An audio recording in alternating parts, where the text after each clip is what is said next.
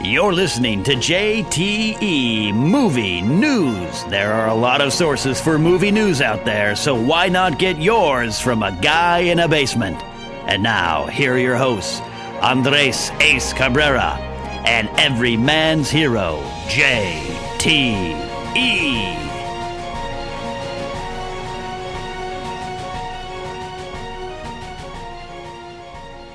Welcome back. We are back. Me, JTE, and the one and only Ace Cabrera. Yeah, what's up, guys? I'm right here, and I'm ready to talk some news. You sound excited. Oh, I'm excited, man.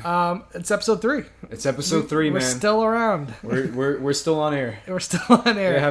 They haven't kicked us off yet. Yeah, it'd be pretty bad if we got kicked off, seeing it's like my podcast. And yeah, that would be kind of bad. We're filming it in like my house. Yeah, but for some reason, someone still kicks us out. Next week, I want you to like knock on my door, and my roommate just like, it's no. He's like, show's gone. Show's canceled. Man. Yeah, you're like, where's Josh? Sorry, show's canceled. All right, guys, so this is it. JT Movie News with Ace Cabrera. We're basically just going to go over this week's news. Last week was kind of a slow week, but we still went pretty long. Yeah, we did. Because we really dove into the stories that were last week. Yeah. This week, I have a lot of stories that broke this week, but none of them are like home runs. They're all kind of like, doubles or singles. Yeah. A lot of interesting stuff, but nothing that's going to like blow your mind when it comes to movie news. So I think our first week was like one of the biggest ones. And I think because of the DC stuff. And I think that was part of the reason why I started doing the show, because I watched that. I said, I have so much to say about this, but the Schmoes No Show's still on hiatus. Yep. Screen Junkies, when I am on those shows, they're usually game shows. Yep. So I was like, I need to talk about this. I was like, I'm going to start a movie news show.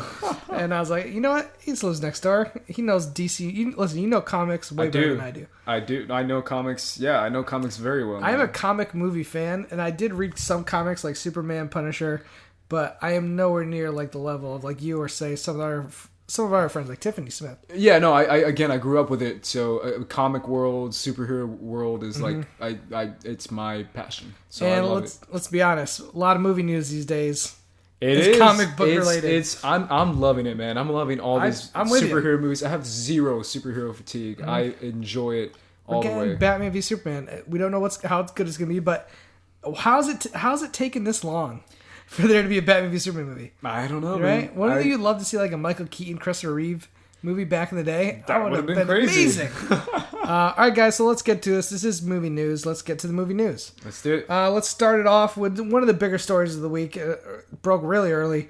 Fast and Furious 9 and 10 get a release date. 8 is already in production. Mm-hmm. F. Gary Gray, the guy who directed Straight Outta Compton's doing it. Basically, like I remember like 2 weeks ago, Vin Diesel tweeted out like a poster version of Fast Furious 8. It was just like a picture of the New York landscape. So we know it's going to take place in New York. Yeah. We talked about the last episode, how they're doing a huge explosion in Iceland. Yeah, we did, yeah. Listen, I'm not surprised that they're doing 2 more. This is like, I'm trying to think of another franchise to compare it to. As long as they make money, they're going to keep making them. Like Transformers, but Fast Furious is better than Transformers. Way better than Transformers. The way I'm looking at this, when I heard this, they're starting with 8. 7 felt like the end of that run. I know they're definitely trying to close out the whole thing with, Paul Walker's passing and telling that story. But when I was watching Fast 7 in the theaters when it ended, I was like, this really could be the end of the series. Yep. So I'm really hoping that they're going in with these next 3 films. I'm hoping it's not just like, here's part, 7, 8, 9. They always do a good job of connecting them. Yeah. I think they're going full tilt with this time. They're like, we're basically bringing you a trilogy. Yep. And I think it's going to be really connected, just these 3 films. Well, I think they're not going to obviously ignore the stuff that happened in the first 7. Yeah. I just think this is the beginning of like Fast and Furious 8.0. It's just 2.0, but 8.0. Yeah. No, I mean, to me, man, Fast 7 made so much money when it came out. Huge amounts of money. I was one of those people who wanted it to end at 7 just because it was such a perfect ending. Mm-hmm. And to me, it's one of those things where if they do bring back 8, 9, and 10, I kind of wanted it to be like a soft, like restart, reboot, reignition. Yeah, reignition. But because to me, it's going to start to get a little repetitive. Here's the thing, and this is how I feel about it. I don't love the Fast Furious enough to care about it that much for them to run it into the ground a little bit. Like, yeah, when you see The Hobbit and Lord of the Rings, these are series I absolutely love. Yeah. When you got other series, there's some franchise I love so much, I'm like, just stop there. Yeah. Like, that's so good. Don't do it anymore. But I was never really that invested in this Fast Furious. To me, they're fun summer movies. That's true. So, like, you know what? As long as you keep making them fun, guess what? I don't care how many you make. That's true, because man. I'm not there for the story, and to a point, I'm not there for the huge character arcs. All the characters are kind of the same in every movie. Yeah. There's not a lot of change going on. The biggest change is because the girl got amnesia. So for me, as long as you keep giving me inventive action scenes, something, some entertaining humor, and you bring back the same cast and you're able to do some creative, cool stuff, I'll keep coming. I don't care how many you do. That's true, and I definitely will keep watching the movies. You probably didn't, but I did, man. Fast and Furious to me, like growing up in my household, was huge. My brother was obsessed with that movie, and we've seen that movie together so many. Oh, yeah. What is it that brings you? Cars. My brother, Okay. my brother is he's a racing fanatic. He's a car fanatic. Okay. He's a mechanic. Like he can like take apart a car and build it back up. Yeah. And when that movie came out and it was about street racing and it was about souped up cars, that is like for a 12-year-old boy, man, that is like the best thing ever. This series has gone away from that. It's not just a movie about guys that like cars and like the race anymore. It's true. It's become like these James Bond, Mission Impossible, ridiculous. Like yep. They really 5 got ridiculous with the safe, but it was still pretty cool. Yep. But like part 6 is when I was just like, they don't give a shit anymore, because Vin Diesel is flying off cars and grabbing people. They're just breaking the laws of physics. So when I went with the 7, that same mindset. I was like, well, they can do whatever they want. 7 to me, I was like, okay, they're gonna go a little crazy. They went so crazy with that movie. Yeah, straight up Vin Diesel stomping on the ground and taking down a building. Yeah, he did a Hulk smash at the end of the movie. It was ridiculous. It's so ridiculous. But at that point, I was like already on board for how the ridiculous is gonna be. Yeah. As long as it doesn't get like Resident Evil series ridiculous. That's too much. That's too much. Yeah. I'm excited for it. It'll be fun. I'm hoping to see more. No one else. I'm completely in love with Natalie Emmanuel, who played Ramsey in Furious 7. Yeah. She's Missandei in Game of Thrones. You know this. Yeah, I know she is. Oh my god. Unbelievable. Yep. So as long as she's in it, I'm cool. All right, I'm with you. And she's also naked in one of those episodes of Game of Thrones. Just throwing it out there. This is semi-big news, depending on, I think, how big of a fan you are of the director. Steven Soderbergh emerged from retirement to direct a new movie, which is going to be called Lucky Logan. Apparently, it's going to star Channing Tatum and Matt Damon. Mm-hmm. Here's the thing. I've been on record on other shows before saying I'm not a huge fan of Steven Soderbergh. I'm not, he's not one of those directors when he has a new movie coming out, I just don't get excited. I can't think of... There's not a truly film of his I love. There's ones that I'm like, Ocean's 11 is fun. Yeah. Traffic was really good. I get that. That's the one he won Best Picture for. Yep. And that's the one that I liked it a lot, but I don't ever find myself revisiting it. Yeah. So, I don't know. I'm a little... How are you with him? Because I love Soderbergh. I think Soderbergh's... What's some of the films of his you love? You just named the 2 that I feel like those are the only 2 really good ones, in my opinion. I kind of like Side Effects. I'm one of the few people who like that. You know what? Let me take that back. I'm not saying those are the only 2 good movies. There's the only 2 that I really enjoy. For some reason, his style and the way he goes about things, I just can't really connect with it. I think he's a very creative guy. I think and has a very unique... taste and style in making films. He's got a very distinct style. I agree. He has a distinct style. For some reason, that style just doesn't mesh with me. Okay. And I just I just can't connect with it. Yeah. It's not huge news, but I mean, again, to me, this is more. It's about Steven Soderbergh, but it's also about Channing Tatum.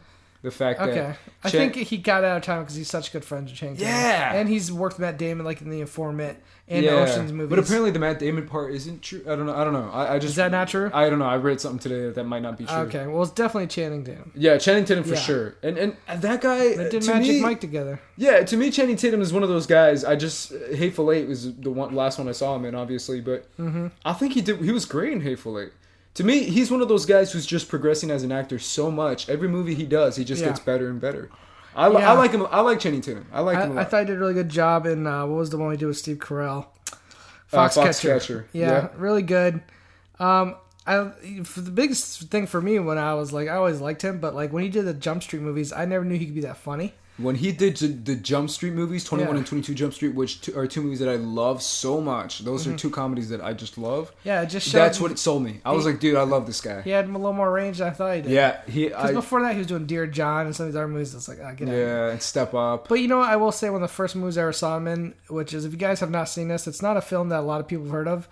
It's called A Guide to Recognizing Your Saints. It's a movie starring Robert Downey Jr., Rosario Dawson, Chaz Palminteri, Shia LaBeouf, Channing Tatum. Great cast. The movie jumps from the future and the past. Shia LaBeouf plays a younger version of Robert Downey Jr., and Channing Tatum plays like his crazy friend. He's kind of like he's nuts. He's like, he'd snap at any minute and hit you with a baseball bat kind of guy. Okay. It's a really good movie. It's not available on Blu-ray. You can only find it on DVD. But it's a throwback to like Mean Streets and like Goodfellas in some ways. I don't really know how to describe it. Check out the trailer. The trailer will give you a feel for it. It's one of my first films I ever saw Shy in. One of the first films I ever saw Channing Tatum in. And I love that movie. Who directed it? Dito. His name is Dito Menzel, I believe. Okay. Not like Adina Menzel? No, it's so close. Hold on. He has a weird name. Him and Channing have a pretty close connection. He also did a movie called Fighting. Tatum. With the Terrence Howard, right? Yes. I remember that one. He's stayed really good friends. I think he has another project. His next project he does plan on doing is with Channing Tatum. Interesting. The director's name is Dito Montel. Okay. Yep, that's it. He's done all the films he's done like since, to me, haven't really been great. His next film is with Shia LaBeouf. It's called Man Down. It's a post-apocalyptic America, and a former U.S. Marine searches desperately for the whereabouts of his son. And it stars Kate Mara, Shia LaBeouf, Gary Oldman, Jai Courtney, Clifton Collins Jr. Like a really great cast. Yeah. Now, and Christian's gonna love the Jai Courtney cast. Yeah.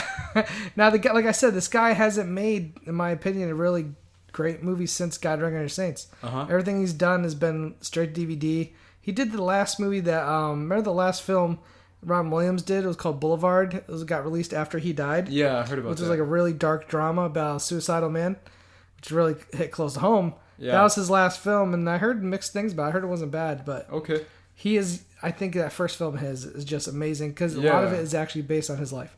Wow. Anyway, I got a total tangent. Yeah. A Guide to Recognizing Your Saints. Okay. Check out the trailer on YouTube, and if you like the trailer just a little bit, I highly recommend it ordering off Amazon or something. Cool. Because I think it's totally worth it. Yeah, and Shia, man, he's another guy. He's an underrated actor. He's a great actor. This is one of his best performances. Yeah, he's a great actor, man. I guarantee you. So, sorry.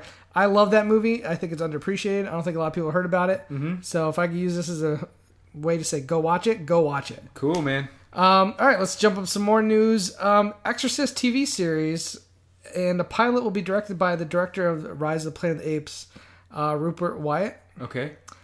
I'm just curious what you think about this because I just don't know how you're doing a whole TV series. What network would that be on? I heard it might be FX or Fox. Okay. It's one of the major. It's That's a big difference, though. Fox and FX. Yes, that's a good point. Yeah. I'm not sure which one it is, but because FX can go darker. Fox and kind of. But I want to say it was Fox. It's more mainstream. Fox is very mainstream.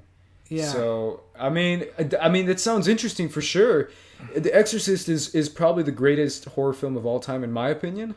I mean, again, I'm not a huge horror guy, but I remember being completely freaked out. I mean, demons are like huge now too. Like they're super popular now. Yeah, I know. There's been so many movies about it, like, but Exorcist is still the granddaddy. It is of like all Exorcist movies. Yeah. I mean, I don't even know what's one that even comes close to The Exorcist. Yeah. As far as horror movies go. As far as exorcism movies. Oh, as far as exorcism, none. Yeah, that's what I'm saying. It is Fox. Okay. And the pilot will be directed by Rupert Wyatt, I love Rise of the Planet of the Apes. Yeah, it's a great movie. Really good film. So I really think he's a good director. Yeah. He was attached to the Gambit movie for a while. He was. Yeah. And I don't know. I think is he still doing it? I don't think he's doing it now. No, he's not. Yeah. Yeah. So again, it could be its own thing. I mean, there's a lot of mythology with as far as the religion. There's a lot of stuff you could do. It just seems unnecessary to me. I don't know. I think it could do pretty well. It depends how the writers take it. Because, I mean, network television is really all on the writers. Yeah. And if the writers do something really interesting with it, I can definitely see it. I'm a huge fan of a show that one of my all-time favorite shows is Supernatural.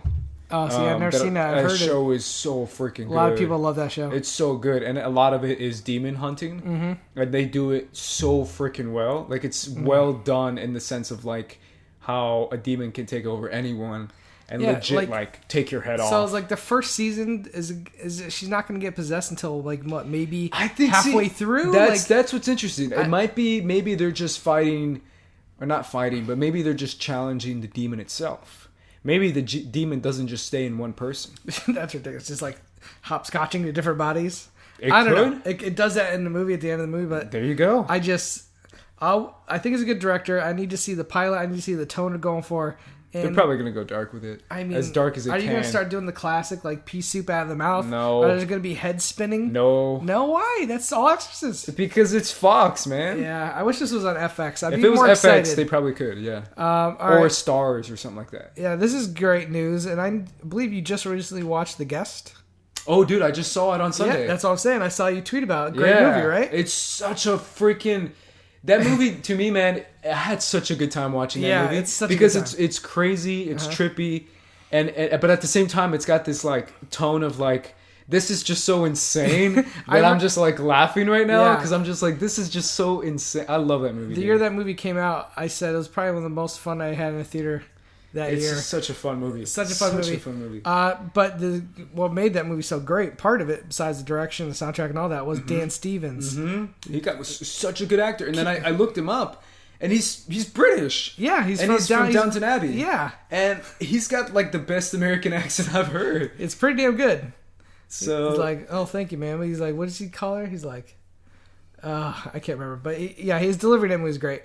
So good. So Dan Stevens has just been cast as David Heller for FX's Marvel TV show Legion. Okay. And that just been announced today, I believe.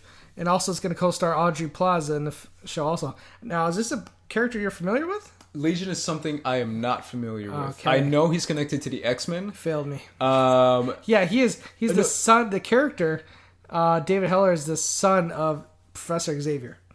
Okay. And some other girl who's a mutant also. Yes, okay, I am a little bit familiar with it. So Legion, he's mentally ill. He's a mentally ill mutant who has similar powers to his dad, which is telepathy. And right? he thinks it's crazy noises in his head. And he finds out he's actually it's a very interesting concept for sure, man. I mean, again, I don't know too much about it, but I do know that you can go in so many directions with this type of story. My only thing is that going to take too much time for Dan Stevens? Because I kind of want to see him in some other. I mean, it's so funny because after I saw The Guest, and some point last year we were doing a Schmoes Done movie show. Yeah, and we did an episode where we were talking about superhero movies, like who would you cast? Yeah, like who's somebody that's up and coming.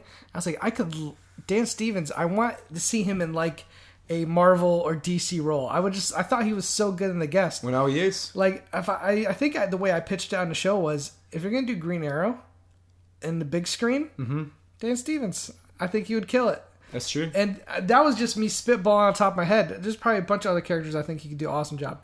I just felt like he had the presence, and he has like almost that Ryan Gosling, because he kind of had that Ryan Gosling drive role in that movie. He did, where he's silent, calm, but underneath he's boiling, and he could just explode at any minute. So, I mean, this is cool. I like that he's doing a Marvel show, Legion, and because it is FX, I think they could do some really dark, crazy shit with it. Yeah, but I'm excited for it, man. Anything, I was thinking about it today because I did read that news this morning. Anything superhero related, I'm excited for.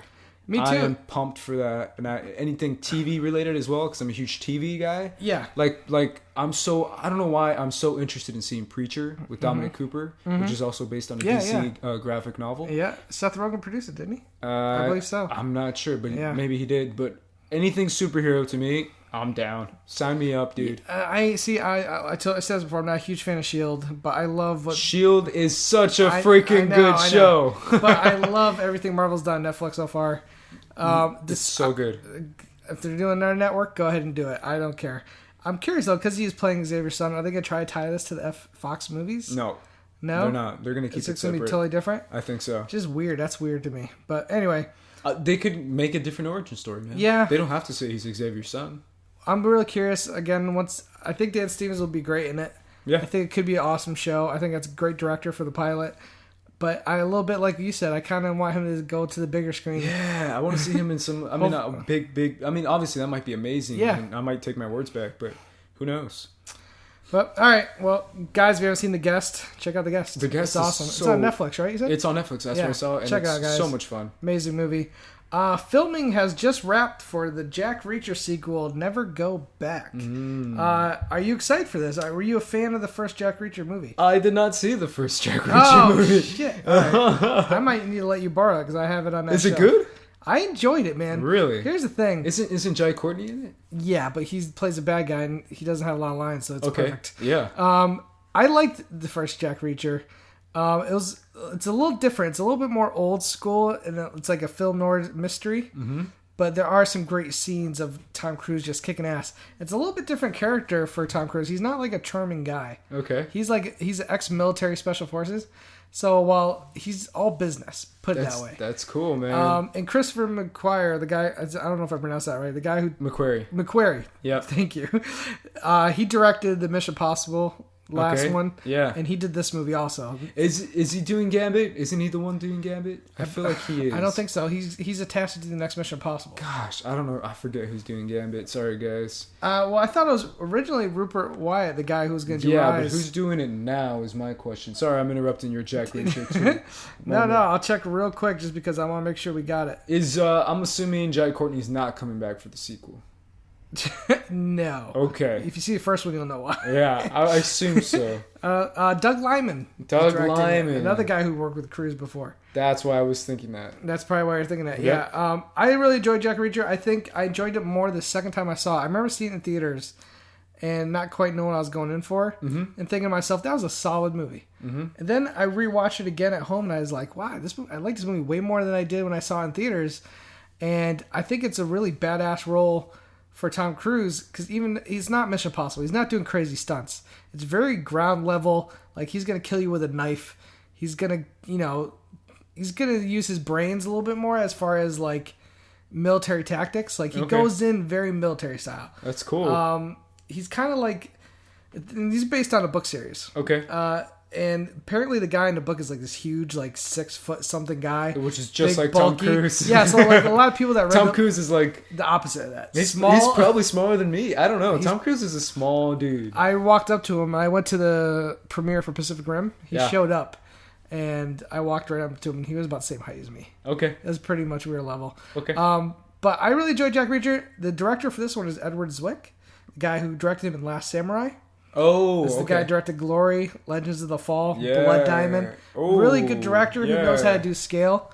So I'm really curious to see like how different it's going to feel to the first film. Yeah. But again, somebody who's worked with Cruise before. Cruise loves to work with people that he really likes. Yeah, he does. And people that he feels comfortable with. And so I think Zwick, he hasn't really done a movie like this in a while. Like all those movies I mentioned, Blood Diamond's probably the closest because it's more of a drama. It's been a while, man. Yeah. Since you've seen Blood Diamond? No, it's been a while since he's done a big movie. His last film, which just came out this fall, was the Tobey Maguire film Pawn Sacrifice. Oh, okay. About Bobby Fischer. Yeah. And that's a smaller drama compared to what he usually does. Yeah. So I'm really excited for Jack Reacher. I can't wait to see the trailer. Sounds interesting to me, man. Yeah, if it's an action movie about an ex-military guy killing people, I'm down. Yeah, sign me up. A lot of it is murder mystery. Like, it's like 80% murder mystery, but then there's scenes where he just goes ham shit up. Yeah, I love it. And it's a pretty cool movie. So I'm excited for that. I think that could be really good. I'm not worried about the director change because I think Zwick's a really good director. Yeah. I think Cruise is just a great producer. Yeah. He knows exactly what people want. Mm-hmm. It'll probably have a bigger budget this time, so we might be a little bit more bigger in scale, even though it's kind of against what the books are like. Mm-hmm. I don't know. I didn't read the books. So. Dude, Tom Cruise is a smart guy, man. He's the best. Another big news story that just broke, I think, earlier today. Bryan Singer will direct the new 20,000 Leagues Under the Sea adaptation. Mm-hmm. This is a movie that's been in production for a while. Mm-hmm. Like got off the ground almost a year and a half ago with David Fincher was attached. Yep. And Will Smith was attached at one point. Now, I don't know if Will Smith's attached anymore. He's probably too busy with Suicide Squad. Probably not. But I'm really curious to see what Bryan Singer does. Yeah, speaking of smart guys, man, Bryan Singer is another guy who's very underrated as far as like how visionary he is. He's a smart dude, man. I was about to say, it's tough, man, because here's the thing. He blew up on the scene with Usual Suspects. Mm-hmm. Talk about hitting a home run out of the gate. Great movie. He followed that with Adapt Pupil, which is a decent little thriller starring Ian McKellen. Mm-hmm. And a film that I think a lot of people might forget about. It's based on a Stephen King book. That's really good. But like then he hits X-Men. X-Men 1, great. It was the very beginning of this whole comic book craze. This was before Spider-Man. The only thing that predates it, not counting Blade. But again, this was... Which is a movie that I love. Listen, I love Blade. But that is an R-rated, superhero movie. Crazy, violent. X-Men was the first, like, PG-13 blockbuster kind of movie. True. And then I love X2. Still might be... that. X2 is great. Yeah, X2 is great. It's one of my favorites. Yeah. And this is where it goes a little rough for him. Superman Returns was not bad, but did not do what people were hoping it would, and I felt like he was trying to make a Richard Donner sequel a little bit too much. Yep. He almost kind of remade. He kind of made the same mistake I thought Force Awakens made this year. He remade the first Superman movie with Superman Returns the way Force Awakens. But I'm not saying that's bad. There's your one Star Wars jab. Little Star Wars jab. Pow-pow. Star Wars jab of the day. Ooh, right in the kisser. Right in the kisser. I love Star Wars, everybody. I give it flack. But X-Men, what was it? No, he did Days of Future Past. That's the thing. Here's the thing. Then he did Jack the Giant Slayer. Yeah, not a good movie. Yeah. I don't. He also did, speaking of Tom Cruise, Valkyrie. Oh, not a bad movie, but nobody went and saw it. Yep. I even worked in that movie for a little bit. Look at you. I worked at Focus Features for a small amount of time, and I worked with them while they were doing reshoots on that movie. So like he had a rough patch, man, and he came back to X-Men and made, if not my second favorite X-Men movie after X2. I love Days of Future Past. Days of Future Past is awesome. I have to give a shout out though to First Class. I love First Class, and if it wasn't for First Class, he couldn't have made Days of Future Past. I agree with that, but I'll take Days of Future Past over First Class. I would still probably take First Class just by a smidge. Wow, really? Just by a little bit. All right, I fall in the Mark Ellis line of thinking, whereas I need the A team around. I can't just be going with the B team. But to me, it's not even the B team though. It's Oscar-nominated Michael Banshee, Fassbender. You're yelling for Banshee. You're yelling for the kid who could change to different things. You're hoping for the Butterfly Girl. I want Cyclops. Butterfly Girl is freaking Angel. Yeah. It's Zoe Kravitz. No, that's not Angel. Yeah, it's Angel. Angel is played by Ben It's a different Foster. Angel.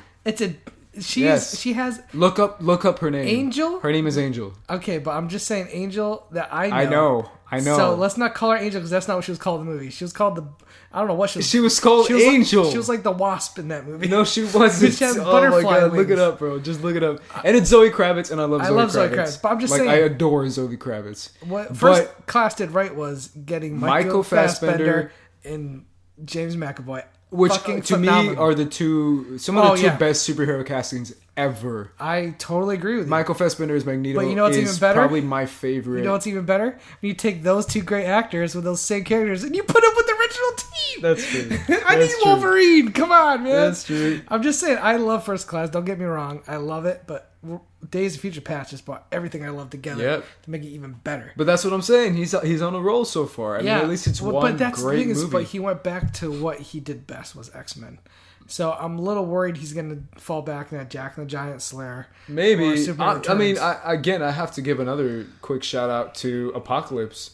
A lot of people are hitting on this movie before it comes out. Mm-hmm. That movie looks awesome. I think it's going to be probably, and I might be calling it too soon, probably the best superhero movie of the year. I'm serious. Well, you got Deadpool, which is getting a lot of high buzz. Deadpool might be amazing too, but a different way. In a different way, yeah. But to me, Apocalypse, people are sleeping on Apocalypse, man. Civil War. I don't know. Everyone's hype on Civil War. Everyone's hype on BVS. Hype on Suicide Squad. Here's the deal: when I saw the Days of Future Past trailer, I almost shit my pants. It was so good. I can't say I've said that about the Apocalypse trailers, even though I still trust him because he has yet to make a bad X-Men movie. Here's my thing. So I'll give him the benefit of the doubt. Here's my thing: Oscar Isaac as Apocalypse. Oscar Isaac hasn't had a movie or a role where I'm like, was okay. Oh, I agree. Oscar Isaac has killed it in everything, man. Was he great? He's always great, but that doesn't mean the movie's always great. Don't forget he was in that freaking Zack Snyder movie with all the girls. What was that called? Sucker Punch. Yeah, Sucker That's not Punch. fair. He's like a second movie. But he's in it. Yeah, but it's like a second movie ever. Role. He's just happy to have a role. Listen, he's like, hey, I'm acting right now. I think he'll be great as Apocalypse. I have no worries about that. Yeah. Honestly, I don't have really that many worries about the movie. I think it's going to be awesome. Yeah. But the trailers, a lot of people haven't loved them. Okay. But I give him the benefit of the doubt because, like I said, he hasn't made a bad X-Men movie. Yeah. So 20,000 Leagues Under the Sea. You know, I remember the old movies. I remember the book. It's a property that a lot of people wanted to do. It's not a property that I absolutely love. No. But with all the effects they could do now and stuff, I'd be... Tell you what, the only way I'd be more really excited for it is if it was James Cameron. Because that dude knows how to work underwater better than anybody. But you know what? Bryan Singer, you've made the awesome X-Men movies. Hopefully he just refound his groove. And, you know, who knows? We don't know who's going to be in it. We don't. So no, it could that could be a big deal. But I'm pumped for it, so I'll see it. All right, let's move on. A couple more stories, and then we're going to wrap it up with some tweets of people asking. Hopefully we covered everything. Here we go. Here's something a little bit on the lighter side. The Something is a new sci-fi film that just got greenlit. It's a sci-fi comedy starring Seth Rogen, Zach Galifianakis, and Bill Hader. I heard about this. About a couple astronauts who are like stuck in a space station in space for years, and finally they encounter another ship. And that's all they tell you in the synopsis. But I love Seth Rogen. I love Bill Hader. They were a great duo together, and Superbad as the cops.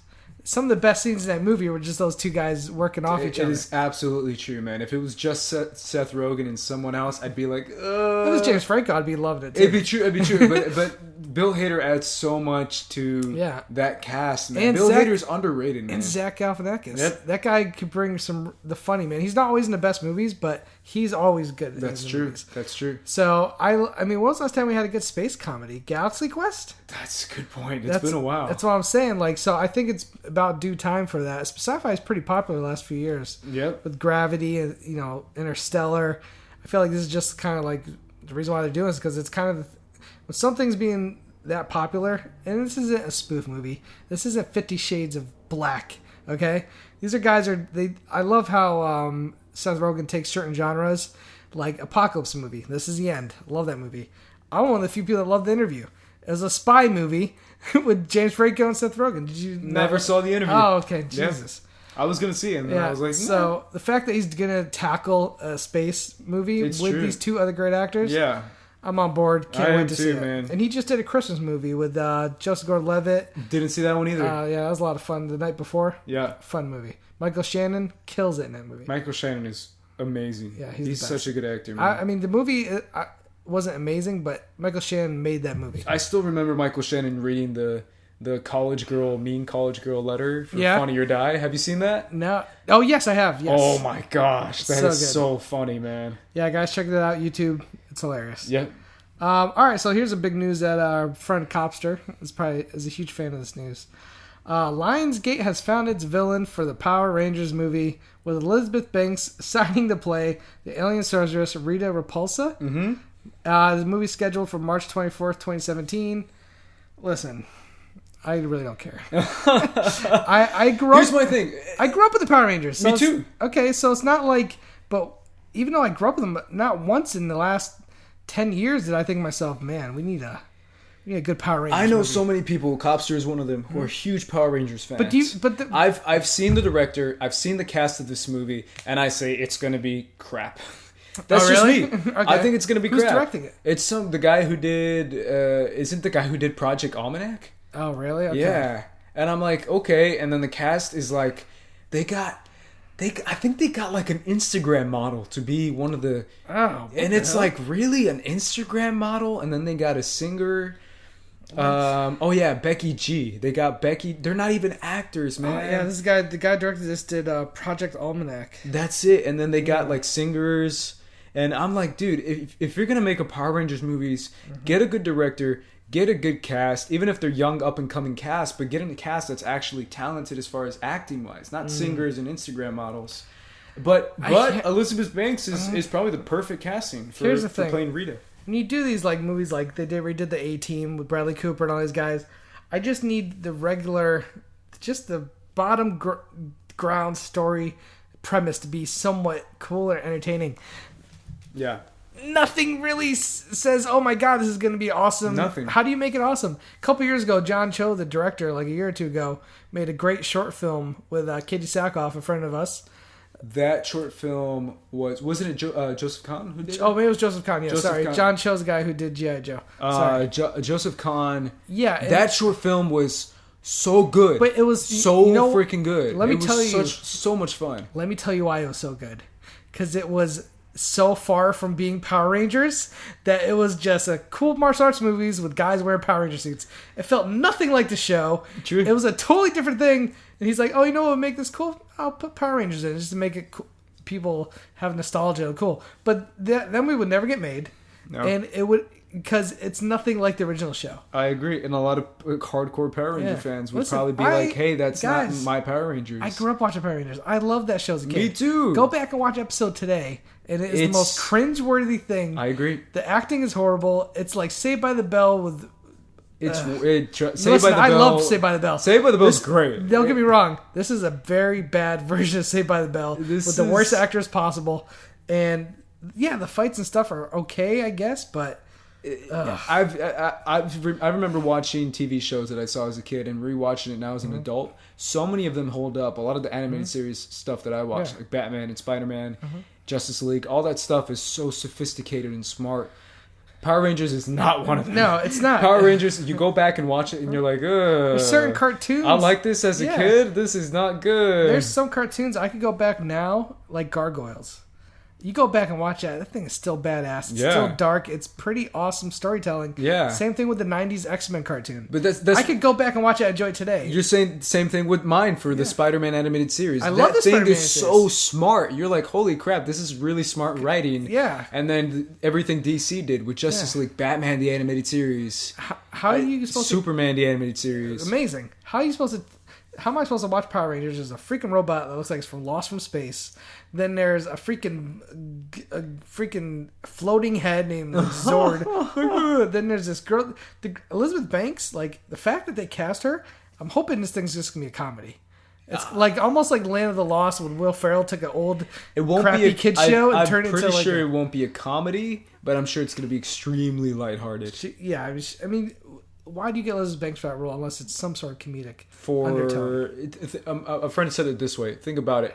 She's Effie Trinket in the Hunger Games, so she has a connection to that kind of young adult, young people audience, and she's the Pitch Perfect movies. Yeah, and a lot of young people like those movies as well. That's the market they're going for. They're going for that young audience. Yeah, so and the audience that goes to Pitch Perfect can't wait for Power Rangers. Hey man, she's a draw. She's a smart. She's a talented girl. I don't think girl. she's that big of a draw because number one, Pitch Perfect is not about Elizabeth Banks. She That's produced true. and directed it. She has a great scene where she plays an announcer, but she's not what people are going to see that movie for. But they remember her for the music, the famous songs, the a cappella, and Kendrick. I've never seen Pitch Perfect, so I don't know. Yeah, so I unfortunately saw the first one, which was okay. Okay. Second one, I didn't really enjoy. But again, so I think there's going to be some comedic stuff there because why else would you get her? Yeah. I think it'll be a little tongue-in-cheek. That's all I'm saying. Yeah. So Noomi Rapace will not return for the sequel to Prometheus, which is a prequel to Alien. It's called Alien Covenant. Apparently, that's the title. Ridley Scott said she will not be back. Now, I have no problem with this as long as the story doesn't involve her. Yeah, this is... again, I'm just hearing this for the first time. And I'm a Prometheus fan. Yeah, I love Prometheus. Listen, it has its problems, but I enjoyed it. Prometheus to me was such a fun movie. Visually, I could just watch that movie and be like, "This." Yeah, she's kind of important, man. But that's the thing. I think he's really because it's called Alien Covenant, and it is a sequel to Prometheus. It doesn't really feel like it's a direct sequel to Prometheus. Okay, I think it's another chapter in his alien story. I think like but the way it left off, it really seems like. You're supposed to follow her and David. But apparently David will be in the sequel. Okay. Fassbender has been agreed. So we know there's a connective tissue there. Yeah. I just hope he doesn't pull like a Dark Knight. Okay. I don't want to see Maggie Gyllenhaal here as Noomi Rapace. Like, I just don't want another actor playing her. I agree. I think if you're not bringing her back, and I think she's great. She's a great actress. I mean, I like her. I liked her in the first movie. Yeah. What? So if you're not bringing her back, write her out. Okay. Don't replace her with another actress. I can understand maybe he might have to do that. Yeah. But well, how weird would it be to see a movie without Sigourney Weaver? Yeah. Now, I'm not saying she's that. No. She's not Ripley. Okay. No. But you're telling this story. Just write her out. Yeah. That's all I want to say about that. Right. I think, again, I'll be more upset if I find out she got recast. But that's not what they're saying. They're saying she won't return. They're not saying that if that's because... That's weird to me, but we'll have to find out. Well, we'll find out. Hopefully they'll announce that, the cast, and then we'll find out if she got... Yeah, I mean, because she's the main person in the first movie, so I don't know. I kind of want to see her back. Even if she's not in it, and they do write her out, I guarantee you there'll be some explanation. Yeah. Like, why she's not there. Like, David will be like, I came here with blah, blah, blah, blah. Again, if you haven't seen Prometheus, you don't know what we're talking about. Just watch Prometheus. We're not spoiling anything. Yeah, we're really not. All right, let's go to... We got 2 more quick little stories, then we're going to finish the episode with maybe a few tweets. See if there's anything we missed. Yeah, maybe we did. Maybe we did. Yeah, who knows? Here's one I personally am really excited about. Nicholas Winding Refn, the director of one of my favorite films, Drive. His last film was very decisive. A lot of people didn't like it. Which it was Only God Forgives. Yeah. I enjoyed it. Uh-huh. It's definitely a very polarizing film, so I can understand that if some people didn't. But he's done a lot of great movies. Like, I really enjoy the Pusher trilogy, and he also did a film called Valhalla Rising, which is an insane movie. It's like an acid trip. But the guy, say what you will about him, he has a style. Okay. So his next film will be action thriller set in Asia, and apparently some of the writers from the previous Bond films are helping him write the film. Okay. A lot of people are saying this could be a film that he's been talking about for years, which is called The Avenging Silence. Okay. It's a film that it's a passion project of his. He says it fits into his, almost like the cap of his trilogy, which he considers, not trilogy, he considers Valhalla Rising, Drive, and Only God Forgives. All the characters are very quiet, stoic, and kind of like violently insane at times. They have these bursts of violence. Basically me, right?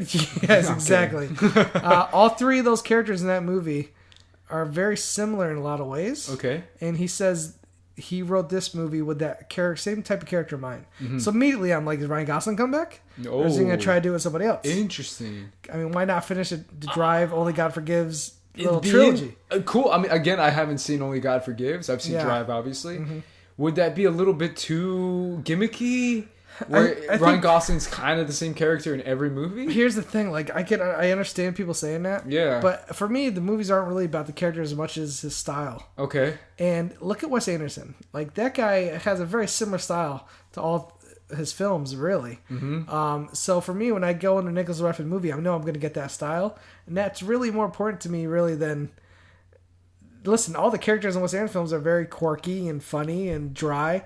So I expect him to make another movie in the lines of Dry and Only God Forgives. Characters are very quiet, not a lot of dialogue, but just brimming with style and atmosphere. Yeah, dude, I mean, it sounds super interesting. And if anyone's going to do it, I mean, I guess it could be Ryan Gosling. He's a great actor, man. Yeah, Ryan Gosling's so good. He's an underrated actor because he's great. But Nicholas Winding Refn's next film is a horror film starring a mostly female cast. Okay. Who's in it? I can't remember. There's a bunch of... This is where I wish we had the old Horrorflix guys. What's it about? You know what? I'll dive right into it, guys, for you. I'll give you a quick little summary on the IMDb. Because I'm interested already. Yeah, you're interested? Because his, like, I remember seeing Drive, and it's already got, like, it's obviously a thriller movie. It's not a horror. Yeah, and also he did Bronson with Tom Hardy, which is another film. Oh my gosh, that movie. All right, so here we go. Let's see. Nuts. Freaking Tom Hardy is nuts in that movie. He is. The movie's called The Neon Demon. Okay. It's about a demon who... It stars Keanu Reeves, Christina Hendricks, Jenna Malone, Ellie Fanning, and those are the main people that are famous. Yeah, dude, I love this cast already. Yeah. Keanu Reeves, Christina Hendricks. The synopsis says, when an aspiring model, Jessie, moves to Los Angeles, Fanning, her youth and vitality are devoured by a group of beauty-obsessed women who will take any means necessary to get what she has. Oh, that sounds creepy. I love it. I think... Dude, I love Keanu Reeves, man. Keanu Reeves Yeah, to me, dude, I don't know. Maybe it's just John Wick or just the John Wick. Yeah. Keanu Reeves, man. Yeah. He's an interesting dude. I think he's cool. I think he did a horror film this year called Knock Knock, which I heard wasn't that good. I heard wasn't good at all. Yeah. So, which I like the premise, and the trailer had me interested, but maybe I'll check it out one of these days. So again, this is for the more, a lot of people are like, it's very Christian, aka cops are always like saying, oh, you're such a hipster liking those dry movies. Yeah. I love those movies. Only God Forgives, again, not everyone liked it. Yeah. I still really appreciate it. I appreciate his style. Yeah. So anytime he's going back to something like that, I'm interested. Yeah, man, for sure. I'll check it out. All right, so real quick, this isn't really news. I just want to say the new trailer for Green Room came out this week. The director of Blue Ruin did it. Okay. Blue Ruin's a really great small thriller that came out about 2-3 years ago. Okay. I'm not sure it's on Netflix anymore, but it was a great movie that a lot of people were telling me for like months, check out Blue Ruin, check out Blue Ruin. I watched it. I loved it. I was captivated from beginning to end. This guy who the director is, I wish I could remember his name. I'll look it up. He's such a good director as far as like building tension. Yeah. And he did this first movie on such a small budget. What's this next one called? The Green Room? Green Room, yeah. And it has the Professor Xavier, Patrick Stewart. It's about a punk group that goes and performs like at this shady bar. They're a small group that just kind of does local gigs. Yeah. And it turns out the bar is owned by like a Nazi. Okay. Like a white supremacist. Okay. Played by Patrick Stewart. And then as they're in the green room waiting to go on stage, they witness someone get killed. And then the Nazis lock him in the green room. Uh-huh. And it becomes like this almost like Straw Dogs kind of violent thriller. Okay. Where it's like this group of like punk rockers literally have to start forming weapons and take on all these neo-Nazis that are like outside the room. Like the trailer is red band. Okay. So there's some violence in there. Yeah. But the same thing that I saw in Blue Ruin, I saw in this trailer. Very intense, like edge of your seat kind of thriller. Yeah. With some graphic violence. Dude, that sounds good. Patrick Stewart is a white supremacist. That's kind of funny, man. Come on, man. That sounds awesome. Anyway, all right. So let's go through some tweets real quick. We're running out of time here. Let's see. James, I can't pronounce your name, buddy. Buscelli. Maybe I got it right. James Buscelli. New Miles Davis biopic with Don Cheadle. The trailer just came out this week. I have not got a chance to check out that. I haven't seen the trailer, but I heard about it too. Don Cheadle, man, he's a talented guy, man. It's its directorial debut, right? I don't know. Did he direct it? I think he did. Oh, yeah. So that's interesting. We'll have to look into that. I haven't seen trailer. I heard some decent things about it. I think it showed at Sundance, I believe. I could be wrong. No idea. I like music biopics, so I'm on board. Yeah. Dane Owens at Owen Danes. No Me Repaste, not Back for Alien. Do you care? I do care. I do care too. But it's not like they're recasting again. If they recast her, that's a different story. Yeah. Then I'll care a little bit. But if not, it's all good. Can you guys talk about the Chris Pratt, Jennifer Lawrence sci-fi film Passengers being directed by Morton Tiblidum? I can't pronounce that. Yeah. Passengers is one of those movies that you were talking about, the Seth Rogen sci-fi space adventure that he's going to do, sci-fi comedy. I'm sure Passengers will have some comedic elements to it. You feel like you should be with Chris Pratt, right? With Chris Pratt and with Jennifer Lawrence, because she's Do you know the premise? Yeah, the premise is they're in cybersleep. And Chris Pratt is lonely, and he's like, I'll just wake up this girl, and he just wakes up Jennifer Lawrence, and they have to kind of find stuff to do as time passes. There's got to be drama there too, because I don't think she's happy with him waking him up. Of course, but I'm sure it's going to be kind of comedic. Yeah. Apparently, they're using some state-of-the-art technology for this movie. They promised something that we've never seen before. Yeah. So we're really curious to see how I'm actually super interested in that movie for sure. Casey Kelderman also asked about Elizabeth Banks and overall thoughts on the movie. I think we were pretty clear on that. Yeah. Not really excited. Not really. Not with that cast and that director. Imperial Podcasting. Can you talk about Star Wars Episode 8 being pushed back? Did we talk about that last week? Yeah, we did. Yeah, I think we did. Pushed back to December now. I'm fine with it. Me too. Take your time. Ryan Johnson, I'm 100% behind whatever he wants to do. I agree. It's very rare. There's times where movies get pushed back and you think, oh, there's production problems. It's Star Wars. This ain't production problems. It's friggin' Star Wars. They'll make sure and get it right. My buddy, Joseph Kramer, at Razor Crank, a guy I work with at Defy. Cool. Great guy. Furious franchise. That's all he wrote. We covered that. We did. I'm excited for it, man. It's a fun franchise. It'll be fun. Like I said, you can make as many as you want as long as they're entertaining. Yeah. Let's see. Hannah Banana 80, also known as Carl. Agree with Nick. What's up with the Jungle Book or maybe even the new ID4? Yeah, apparently there's been a tease this week because Jungle Book's going to have a new trailer playing during Super Bowl. Yeah. I didn't watch it. I want to wait and see the Super Bowl. I'm good. Yeah, I'll wait for it. And I think there might be an ID4 trailer too. ID4 trailer is confirmed. I'm waiting for Super Bowl. One of my favorite things about Super Bowl is watching the new trailers. Yeah. Jungle Book, listen, I saw a trailer for it the other night when I went to the movies. I like Jon Favreau. He's a little hit or miss, but overall he hits. Out of the two, I can honestly say that I am much more excited about ID4 than I am about Jungle Book. Well, Jungle Book looks cool, but to me, the live action, like Alice in Wonderland and the Maleficent. Yes. To me, they've been more misses than hits. That's just me. True. Apparently, that Cinderella is really good, but I haven't seen Cinderella, which might change my mind. But to me, it's like Maleficent, meh. The Alice in Wonderland, meh. Yeah. And then now the Jungle Book. It could be great, and it looks cool. It might be the better of the It might be the better, but to me, it's like, so far I haven't seen anything that I've really liked from them. It looks interesting. Yeah. I'll check it out. But ID4, man, I'm a huge Independence Day fan, so... I think that's it, guys. There's not much. Just a couple of our stories, but we've covered most of them. Real quick, tell me where they can find you, Ace. Yeah, you can find me on Twitter and Instagram at Squad Leader Ace. And you can find me at JTE on Instagram, on Twitter, Facebook. It's Josh, aka JTE. I add anybody. Catch me every Sunday. Box Office Breakdown. This weekend there is no episode. Super Bowl 50. Super Bowl, man. Carolina.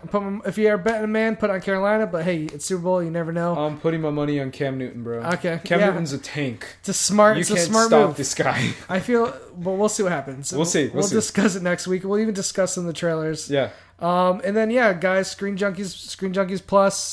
Check out that app. It's awesome. We have some great shows. We got some new shows coming up that I can't talk about yet, but some really cool stuff coming up. It's exciting. And then we'll be on Schmoes Know when it comes back. When it comes back, as soon as we're back, we'll let you know. Well, the Schmoes will let you know. Yep. We'll relay the message. Exactly. We're like, well, the Schmoes said that we're coming back. So. All right, guys. Well, thanks so much for listening, and we'll see you next week.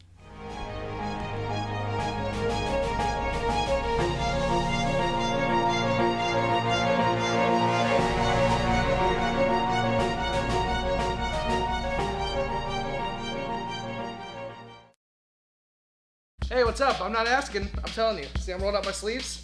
There's this link right there. You're going to watch the behind-the-scenes videos. When you're done with that, you're going to laugh your ass off some of these B-Team videos. But don't forget the other podcast stuff, because that's stuff we do personally. All right? Watch that shit.